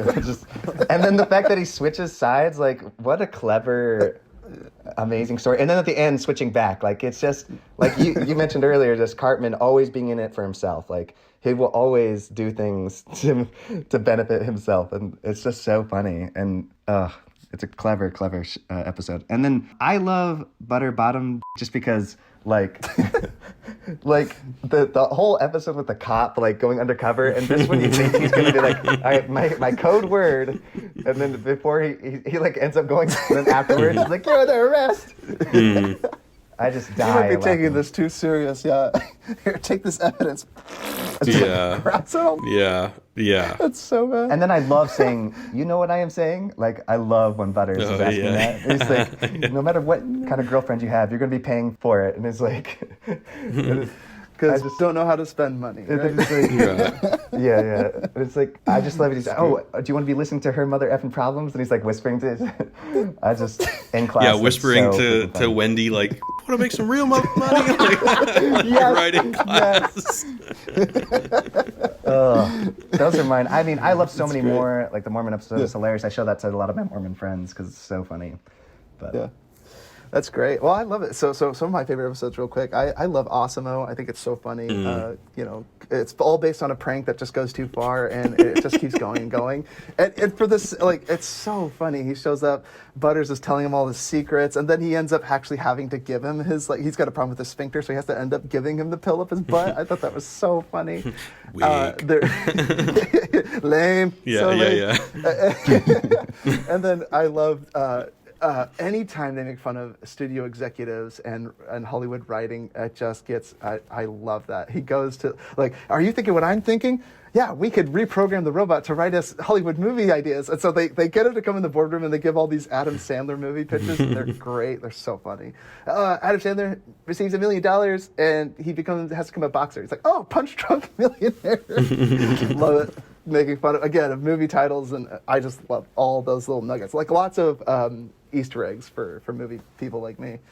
And then just, have you been programmed to, like, so funny. Like, his studio exec drops his pants and he runs out of there. Then he gets kidnapped, and my favorite joke, the two lines at the very end, the punchline that comes up, it's so funny. But I love when he's about to get his head drilled and he's like, I'm human. He's like, oh my gosh, he thinks it's actually human. Like, this robot has achieved sentience. Like, the scientist doesn't even realize it's a kid in a cardboard cutout, and they almost kill him. And then the scientist gets shot because he, like, tries to break the robot out. He's like, I will refuse to destroy a conscious human being, or a robot, sentient human. And then he gets shot. He's like, you have to go through me. He gets shot, and then he's like, what makes it human? He dips his finger in his open chest cavity wound, and he shows his finger with blood. He's like, does this make me human? Or this? Pulls out his kidneys. Or these? He pulls out, like, all of his vital organs. It's just so good. But I love that because I love old sci-fi movies, so this is very nostalgic for me because I love when they always show, like, what is human. Like, that is typically most sci-fi movies, like Blade Runner. Stanley Kubrick. Yeah, Blade Runner, that's a great one, actually. And I was thinking of Stanley Kubrick's 2001 Space Odyssey. All the sci-fi movies love to, what is it to be human and what is the human experience? Centennial Man. And I just think it was so funny to make a mockery of it where he's just pulling out all of his organs. Like, does this make me human? To make a point, and he's like dead. That's so funny. And then at the very end, it just ends with Butters getting Eric back by having him, or he filmed him dancing around as Britney Spears riding around with a cardboard cutout of Justin Timberlake. And then the drill sergeant looks up, he's like, wow, kid, you're a little Yeah, yeah. Makes me laugh every time. Like, it is so funny. I don't know why, but that's the punchline I wait for. But just, I was not expecting that, again, because I hadn't seen South Park for a long time. And I watched it, I was like, oh my gosh, did he just say that? He did. It's so great. I also love that element of Cartman's personality that there's, like, this suggestion that he's got some, like, dark personality disorder with, like, the hand guy. What's the hand guy? Yes! Yeah. That was my favorite and then, like, episode. Cupid Me, and of course, the weird things with his stuffed animals that, seem to be all separate personalities within him, that there's just, like, this vague, unspecified, severe mental health problem. Yeah, Eric is a representation of, and just how he says everything. I I love how he speaks. Like when he says "skoo," like just like me and some coworkers, we talk like him all the time. It's so funny. Is it cheesy poops? Oh, heck yes, I want some cheesy poops. Yeah. Oh man, I love and so funny. I love when they get back at him. So after the flight, he doesn't get any sleep. He shows up to Butters' aunt's house, and while they're there, he goes, I need to relieve myself and change out my oil, and he goes to the bathroom, and he's like all sweaty. He's been wearing this cardboard cutout. He goes up, he's starving because he hasn't eaten any food. He's like, I ate on the flight, but my robot doesn't need any food. And he goes up and he eats the toothpaste. He's like, just wolfs down some toothpaste for nourishment. So funny. Oh my gosh. So yeah, that's one of my episodes. Love Eric, seeing his, like, a joke go too far. Some of my favorite situational comedy, just watching that play out. That's a great one. I, for some reason, loved, not necessarily for the humor, but the Trapped in the Closet. I love his impressions of Hollywood actors, like watching, my favorite is John Travolta. He's like, oh my, like his impression of, just this eccentric, and then, Tom Cruise, R. Kelly, all of them ending up in the closet together. Just really funny stuff. And then one of my other favorite ones was Imagination Land. I had a friend, we would sell pest control over the summers, and we would quote Imagination Land. It was like the episode like we fundamentally just came together on, and we would quote nonstop, like just driving out to work, we'd have a commute, Imagination, like singing this stupid song that takes you to Imagination Land. Oh, it goes up there, dude. And then like watching the D-Day unfold, all these, fairy tale creatures getting bombed by terrorists. It was just so funny. Great episode. And then lastly, I had, I do like the Make Love, Not Warcraft. Just the tagline that keeps coming up is like, this could be the end of the world of Warcraft. It's just, the stakes being raised because like, I don't play RPGs, but I know a lot of people that do. And like their identity is largely wrapped up in that. And like, I've seen videos of like, their spouses will cancel their RPGs or whatever, and like they lose all of that time spent because they deleted their profiles, and like they're devastated, and rightly so. I mean, it's like a lot of their identity is wrapped up in this, and it's important to them, and I think it does a good job at, like while making fun of this culture, like also being like it's significant to them, right? Like seeing the guy, I mean, the classic image, he's like misshaven, he's got like holes in his shirt, stains on his shirt. It's like this ugly guy with like a wrist brace just in his basement, and I think it's so funny. So well done. And the animation I really like too. Just they use like the Warcraft animation. They do it in some episodes, but I think it's fun when they shift from the usual, kind of try something new. So those are my episodes. All good, all great ones. Yeah, Matt and Trey are really also pioneers in bringing authentic gaming culture into traditional television. Like no one else did it. Like the idea that like when the Guitar Hero episode came out, the World of Warcraft episode, the idea that a major television show would profess such detailed knowledge about a video game was unheard of, or make a joke that was really targeted towards people who even knew what a video, specifics about a video game was unheard of, but I mean, they looked at the numbers and said, oh, wait, how many people play this game? More people care about this than, whatever is on NBC. So let's do this. Right. And I love that too, because we've talked about other shows. We've talked about Black Mirror on this podcast. We've talked about other sci-fi movies. And that, again, what I love about the sci-fi episodes, things like Awesome. And the other episode with You Have Zero Friends is another one I really like about social media and how well that played. Like that poor kid, Kip, it's just this like ugly kid with like weird hair and everything. He's got no friends. And he's like, oh, Mom, I have a friend online and he like likes me and everything. And it's so sad. He goes to the movies with his laptop friend. It's so great though, because again, it speaks to like, I think a lot of the anxieties that a lot of kids have growing up with technology. Like I'm fortunate that Facebook wasn't formed until after I was in high school, but to think like kids growing up today, you have Instagram and you have people requested, like, I don't know if you've ever seen the movie 8th Grade. It's so good. It's amazing. It's a great movie. It's amazing. And it did a really good job because there's the older kids, they're talking to the 8th grader and they're telling her like, oh man, I didn't have I didn't have it until I was this age. I don't even know what it's going to do to you. You're going to be all messed up. Like that's such a profound line because again, I ask people that I work selling insurance with seniors and they always tell me I would not want to raise kids in today's world. And I think that's interesting because again, it kind of speaks to the fear that we have, like the times are changing and it's like, what would it be like for a kid to grow up today? I think without a doubt, it's easy to say that there are plenty of studies suggesting that social media, whatever aspect you're using it for, it has like a negative impact. Like all things considered, it's going to have a definite Well, negative I feel like impact. if you don't have self-control over it, and you let it take control of you. That's true, right? Yeah. I mean, it's like any tool at your disposal. But in the end, like I just have to get it out here on the podcast. One of the biggest pet peeves I have is like, well, kids are going to need to learn technology in the future, right? Like they're going to need to know how to use their phone. So I give them an iPad at a young age. I'm like, dude, like a kid will figure it out in minutes. And besides, they're not learning technology. Technology is learning how to use your kids. Like they're marketing to them younger and younger. And that was brought up in the Ring episode with Disney. Very manipulative marketing. They're taking up your data. We've been manipulating Christians for years, though. That was so great. Oh, do you guys like the episode Faith Plus One about Christian rock, where Cartman creates a Christian rock band? Yes, when he's playing metal. Wait, it's a different one. This is the one where Cartman takes love songs and just replaces like Baby with Jesus. And so it's like, I want you Jesus. It's so funny.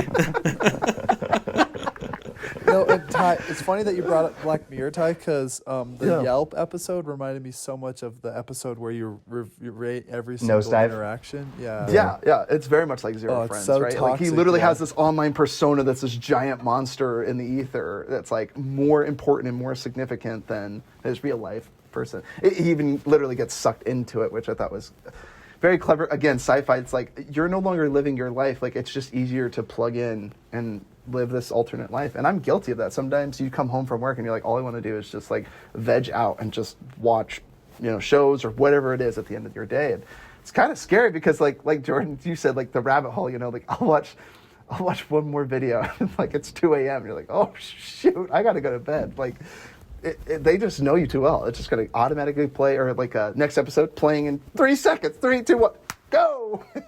It's really disturbing. So those are all my episodes. I that like, I like to call it was good. hyper-targeted psychological warfare capitalism.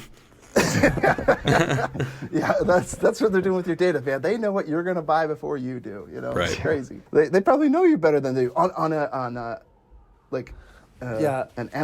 analysis like driven, like they know all the products you bought, and like it's creepy. Like I've got one of those Amazon what do you call it, shows or whatever, echoes or whatever. Well, sometimes I feel like I'm thinking about it and they like always listening. Yeah. have it pop up. I'm like, oh, I don't remember saying that out loud.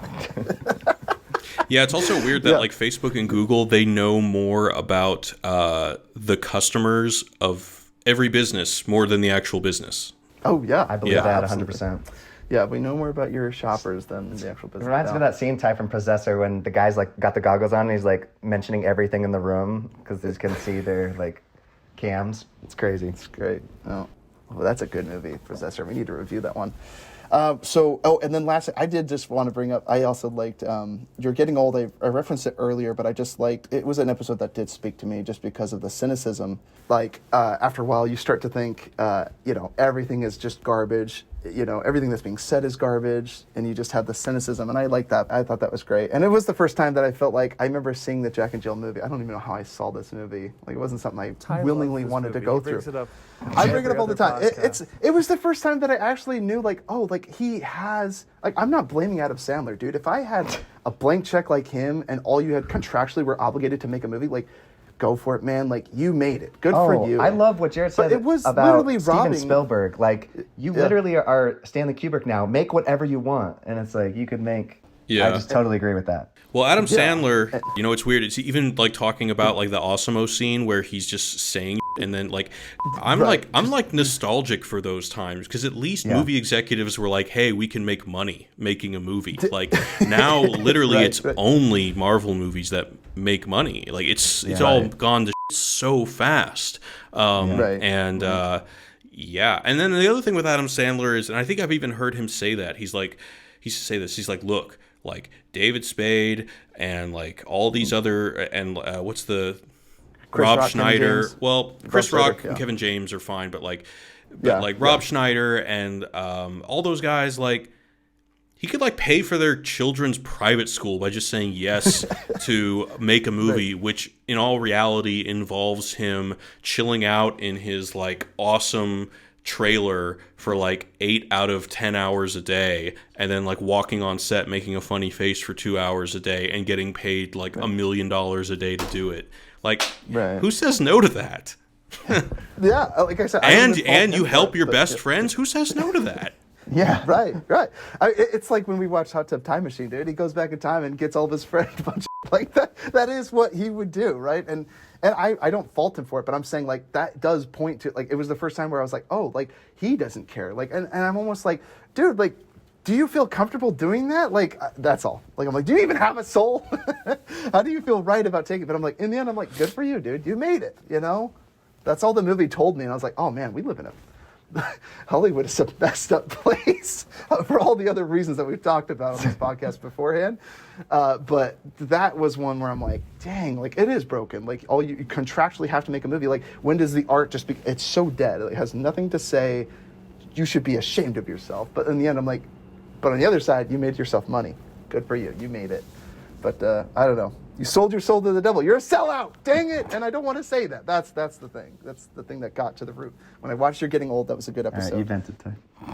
I vented. Yes, I had to get that off my chest. I feel much better, guys. Thanks. And then lastly, I did like Stunning and Brave. That was a very fun. I just love. Oh, yeah. Oh man, careful what you say. Like all the friends at the bar. And he's like, we're at a college bar. I thought that was really funny. Like even amongst their friends, they know what they were saying. But like you said, Jared, like the thought, like maybe I should self-censor or I Caitlyn shouldn't Jenner say is this. beautiful and very Stunning stunning. and Brave. Buckle up, buckaroos. It's great. I love it too when he's in the hospital, but he's like, "You're not gonna call me a dirty Jew?" It's like, "No, cat." And he's like, you. he's like, "F you, you fat." He's like, in a fat shaming cow. Which is also another funny group. I'm sorry, fat jokes will never not be funny. Like you said, punching up, punching down. It's easier to punch down on a fat person because you can't punch him up. Okay. So, did you draw on my friend's face? I checked a white man's privilege. Yes. So great. Never gets old. So, do you guys have? This is a silly question. Any nitpicks or last-minute quotes you want to throw out from the series as a whole? I was thinking of one. I like the man bear pig. One of my favorite things. I do this all the time. I'm ranting and raving like, well, if China doesn't clean up their, and then the man bear pig just comes and rips him in half. Like I thought that's me. Like I just sit and like talk about the problem, no solutions for it, and then I get taken up by the man bear pig. You know. No, kitty, that's great. a bad kitty.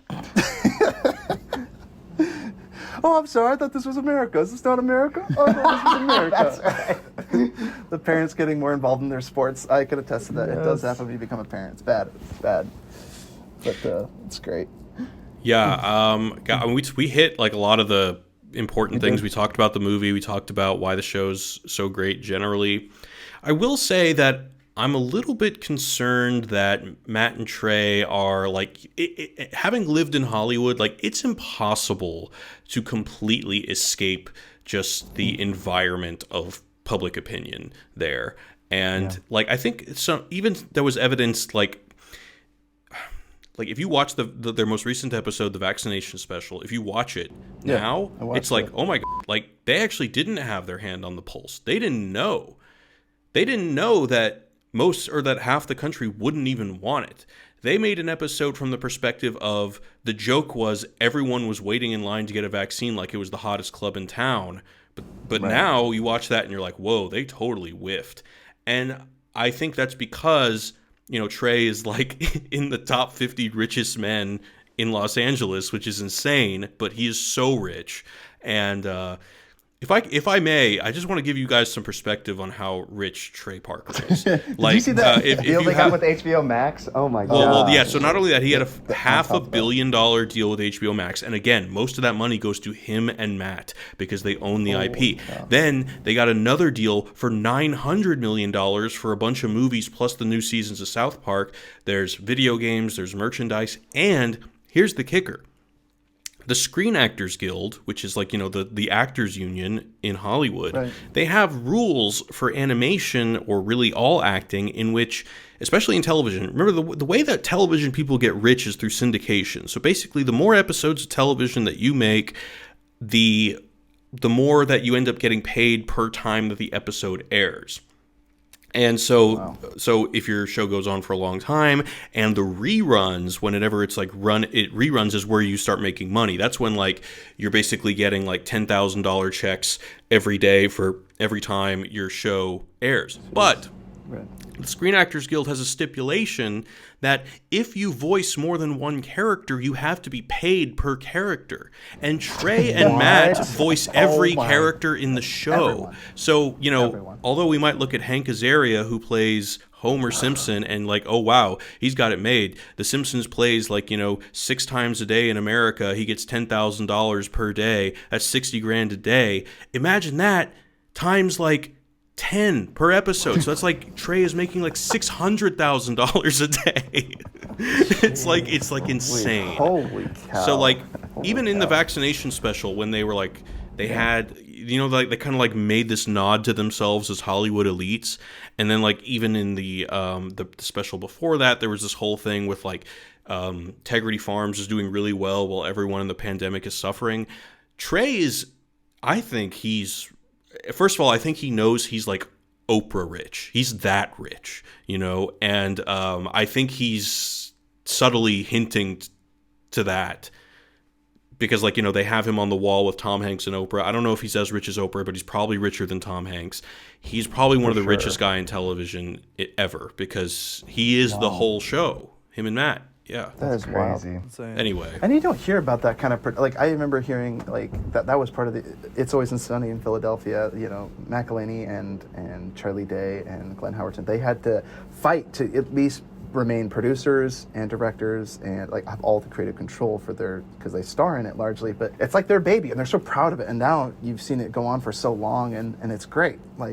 But it is so crazy to me to think that, I like what you said about the vaccination special, because I didn't even think about it much, but I was like, yeah, it didn't have any impact on me because it's not what happened. They missed the ball. I like what you called it, a big whiff. It's who could have predicted that? Just a few months down the road, and usually they have the foresight, they can call things. So not to say that that's on them, but I wonder if their status in the world has actually allowed him to make some balls and strikes. I guess you miss a few, and I think that's really I think the point I was trying to make is that I think that maybe they don't have their hand as firmly on the pulse of what regular people are thinking anymore, because they are radically not normal anymore.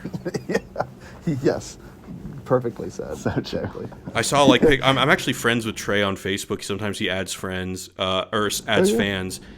And there was an image of him with his daughter and I guess his girlfriend at Sequoia, which is a huge national park. And I was so close to commenting, "Oh, cool! Did you buy Sequoia?"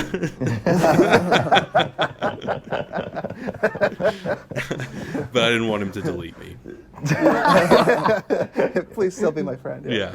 But I know, and it's hey, you would appreciate the joke, and it's interesting because I did not know that about their wealth, and it makes sense to me now that I'm you see Simpsons has fallen off, and a lot of people acknowledge that. They're it's hard because it can't stay current, it can't for all these reasons. I thought they're still going though. They are, but I'm saying they fall jump the shark, no one watch. I know some people still watch The Simpsons. I have a soft spot. I loved early Simpson episodes. I watched them all in college, loved it, and But Seth MacFarlane is another one. He's probably Trey level rich for the same reason. Yeah, exactly. Voices most of the show, and again, just making the joke for the sake of the joke. And I just love the Simpson writers. Matt wrote a letter to Trey and. They wrote a letter saying you're doing God's work, making fun of Family Guy. I thought that was so great. Yeah. So I'm glad they well deserve it. Like you said, they made it, and I'm glad that they're still making entertaining things. And maybe that would be an interesting. I just wanted to ask any predictions for South Park moving forward. After this vaccine special, do you think that Matt and Trey have anything coming up out of the woodwork? Do you think that? This season was kind of shorter. Did they say they're going to do any more episodes on it? So their deal with Paramount or whatever it was, their newest deal is they're making multiple movies. I don't really know what they mean. You said that, and I was I couldn't believe it. I was wait a minute. I don't know what they mean by movies though. Is the vaccine special a movie? Special? Yeah, is that a movie? Right. It's not going to be South Park, bigger, longer, and uncut. And I'm a little bit disappointed that they're doing that, just because the South Park movie is a 10 out of 10, and you can't expect them to replicate that every time. But I think that there's still a bright future, no matter what happens on television. There's still a bright future in video games for South Park. I'm sure there's going to be a third video game, although I don't know if it's in production yet. Because I started the stick. What's that one called? Stick of Truth. Stick of Truth. I haven't finished that one, but I played through Fractured Butthole and I loved it. I've played both of them 3 times. Yes. That's great. Well, so we end every episode of the podcast by sharing movies that we've seen lately and movies that we're looking forward to seeing. Jared, is there any movies that you've seen lately? It doesn't matter how lately. So I saw. Last year. Yeah. I went to a theater in Helsinki here, and I saw The Chungking Express, which is a Wong Kar-wai movie. And there were no English subtitles. That's actually a problem I found here, because English is the third most spoken language, and I don't speak Finnish or Swedish. So but I'd seen the movie a number of Better times. get on it, man. You've been there for 2 months. You should be I know. It's only the most ridiculous language in the world. I mean, like I can't imagine. it's like every word is like 16 letters. It's nuts. It's a very, very long language. Goodness. Anyway, yeah, that movie I really recommend. It's kind of like I guess it's like a romance, but like a art house romance. So yeah, I recommend that. Great. And then, are you looking forward to seeing any movies that are coming out? I haven't seen it yet, but I actually, it's already out. I just haven't seen it. But the newest Marvel movie, Shang-Chi or whatever, only because this guy, Tony Leung, is the bad guy, and he's an amazing actor, and this is his first American role, and he's like old now. So I just wanted to support him. So I really want to see that just for him. For sure. So yeah. For sure. Great. Shang-Chi, yeah, I've heard both good and bad about it, so I'm interested. See, I like polarizing movies regardless, because I'm like, I can play on a team now. Everything's binary. Yeah. You're either for Shang-Chi or not. I went and saw it in the theaters, and it's pretty enjoyable. Just don't think too hard about the plot, and you'll enjoy it. Cool. Wait, Love hearing that. wait, and I just had 2 questions for Jared, because my first question was, oh, my brain's not working now. I was so excited to tell you. Oh, this is I embarrassing. love your movies. I mean, obviously we love your channel and we're huge fans of you, but That's okay, Jared. Maybe you should write stuff down. so you ranked directors, right? And you didn't rank one of the directors. I'm just wondering, I know you said they weren't all your favorites, that Ryan just gave you a list, but one of the directors that we all love here, I'm just wondering where you would rank him. Where would you rank Denis Villeneuve? He did Enemy, Sicario, Prisoners. He's coming out with a new Dune. Incendies. Yeah, Arrival. What else did he do? Yeah, okay, so I've seen Prisoners. I've seen Arrival. I haven't seen the new Dune. It comes out at the end. What else? I haven't seen Sicario, and then I didn't see the Sicario sequel. Did you see Enemy with Jake I haven't seen Gyllenhaal? the sequel. No, I did not. Okay. That was a fun So I feel like maybe I haven't seen enough, but I like Arrival a lot. And and he did Blade Runner in 2049. okay, I like that movie a lot.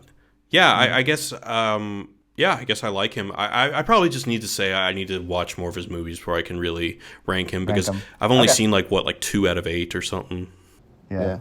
And of those movies, neither of those are masterpieces yet, so we know at least not you're A. No, I was joking. See, I wanted to hear, because I loved when you were ranking them. You were giving everyone the benefit of the doubt. Yeah, Like, me and this one's a Austin are going to do masterpiece. actors like next week, so that'll be fun. Yes. Okay, that led into my second question. Now I remember. So the second question was, because you left Show Me the Meaning, do you think you and Ryan would ever or is it Austin? I'm sorry, I always confuse the 2 names. Ryan was the one that did the episode with the directors, right? Yeah. Yeah, Ryan, sorry. So you and Ryan, do you think you you're and Ryan talking would ever start up again doing other movies? Because I just I could listen to you talk about movies and shows all day, every day. Oh, thank you. I don't know. It would be well, first of all, the time differences are real. But no, I totally You get don't that. say. but Ryan is still doing. Yeah, I'm sorry, guys. Ryan is still No, doing. It's a joke. Ryan is still doing Show Me the Meaning, and the only thing I'd be concerned about is if Ryan and I did do a spin-off podcast, I don't know if I'd get sued, because it'd be at that point it's too similar. I don't think I'd actually get sued. I don't really know if anyone who owns the company right now even cares what I do. But Or just talk. I mean, it didn't have to be the same name per se. I mean. Oh, but it sure, could be a sure. spin-off. Yeah. yeah, I'm not against it. I mean, really, I just have a day job now, and I'm just trying to focus on, if this is a career I'm going to stay in. And I'm only now just kind of dipping my toes back into the water of content creation, and I'm not really thinking of it right now as any kind of, I'm really just doing it for fun. And as far as scheduling something with Ryan, he's pretty busy now these days too. And I think that, I don't know. I mean, it's something we would, I'm sure, enjoy doing, but it's not in the plans. I mean, I'll make a video with him whenever he wants to. Yeah. Well, I mean, we love all your videos. And your new content is so great, and we'll let you plug it here. Oh, thanks. Yeah, watch my YouTube channel, youtube.com/Jared Bauer. I think Bauer is my last name. I think we have a video coming out either tomorrow or Saturday. I'll give you guys a sneak peek. I'm talking with this Latin American philosopher. His name is Diego Rosarin, and basically the premise is we're reacting. It's called "Is This Funny?" and we're reacting to basically political comedy from the left and the right, and kind of like determining like, is this funny or not? So that's kind of the Right. Or the applause, oh. like exactly, laughter or clapter. Yeah. Yep. That's brilliant. Good, because we need a critique of that, because what passes, like, I'm like, what? Like, there's a room of writers for this? Oh, are you kidding me? Especially like SNL, crazy. it's nuts. Oh. Yeah. But man, brilliant. And then do you have like a social media site that you want people to follow you? You can follow me on Instagram at Father of Woody. I'm not on Twitter. That's pretty much it. Just YouTube and Facebook. You can friend me. I don't really care. Yeah. No. And then you make a comment on how rich Jared is. He'll unfriend you. It'll be It'll disappoint. I promise. But I gotta say. Just not to get all gushy, but the whole reason we started this podcast was listening to people talk about movies like you. Yeah. And in the end, regardless of the content, it was just your passion came through and inspired all of us. We got together, me, Cameron, and Jordan. We're like, we just got to do this. Like, we got to start. We just love talking about movies. It's cathartic for us, and we don't really care that anyone's listening. So sorry, we're not going to boost your numbers at all, Jared. It's okay. we just love that's the point. It. Like, I do this because it's fun. Like, I'm not like, who are these Mormons with low numbers trying to waste my time? We're just leeches, Yeah. In the end, the reason we wanted to have you on is because we felt like that passion would come through, and we thought you'd be a good guest, and you more than exceeded our expectations. Yes. This has been such a delight. Cool, yeah, absolutely. To have you back on. We've always thought, like, listening to you, we're like, oh my gosh, we would vibe so much with Jared. Like, we love everything you talk about, and like, it was so fun watching Wisecrack, and then when you finally like started making appearances, me and Ty both said the same thing. We're like, who's this guy appearing at the end? And then by the end, we actually ended up loving like you as a person more than even your show, and just like everything you embodied and everything you shared. And it's just, I mean, and for listeners, if you like Jared, you should listen to the first, I think, 100 episodes, right? Is the 100th episode you were the South Park Bigger, Stronger? Is that really, I don't know. I never counted. Oh. If it really was 100, that would be crazy. Yeah, I think it was the first 100 Jared was on. And it's just, I mean, love everything you talk about. So great. Yeah, brilliant. Thanks, guys. I really appreciate it. We just feel the passion, man. It's contagious. So it inspired us, and it's like really. I gotta say, all you listeners out there, having met my hero, it was largely disappointing. So don't meet your heroes, folks. No, I'm totally kidding. Yeah. Thanks again, Jared, for coming on. Loved having you on. Yeah, absolutely, guys. I watched Hercules. I love that movie. Not the one with The Rock, although I'm sure that one's fine.